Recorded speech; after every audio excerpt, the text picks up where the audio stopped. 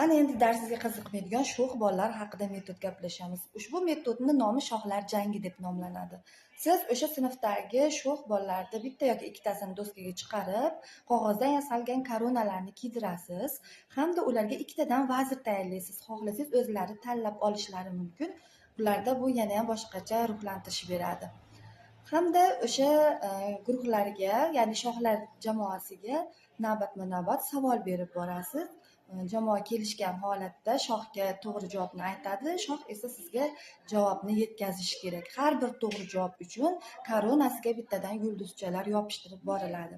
Qaysi jamoaning, ya'ni shoxning koronasidagi yulduzchalar ko'p bo'lsa, shu g'olib deb topiladi. Rag'batlantirish o'zingizga havola.